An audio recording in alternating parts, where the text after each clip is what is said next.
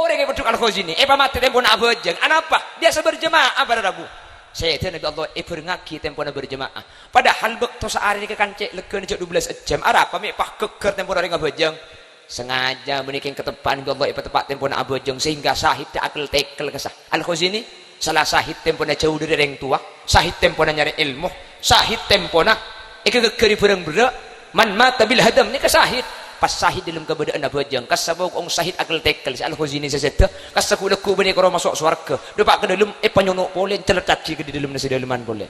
artinya cek selamat tak sabar Rabu makin macam cek sedih nah tapi justru bulan akhirat si ontong ketika disah yang tinggal saja ni kamantir selamat kamantir tak kerem pada pun dukia ni ka yenjo tak kompian pahalun caki ya mari nah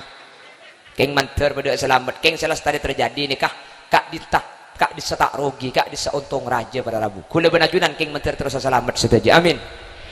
ada ya so mo di makake dah lokean saja dah jadi ngemat ya si bedepungkan aja tena di ngesu pabungkon reading mesti ya kulan mesti ya tak milo sangkulan tanah dah aduh kok tak kuat kana la ilaha illallah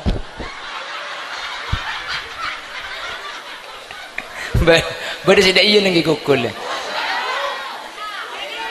Oh Laila, mun Laila nyapsap sudah jodoh. Tak kira bula sengabes, glowing mun muana king sayang ker sokona.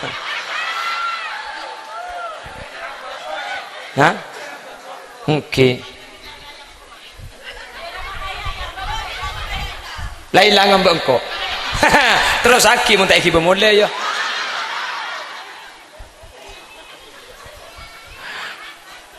mun laki sing ngambek takok kudu keng mun bini elang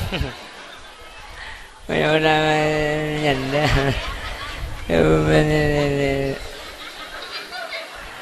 tapi tanam ambu kula makan yo boleh sampo nyarian janda ambu makan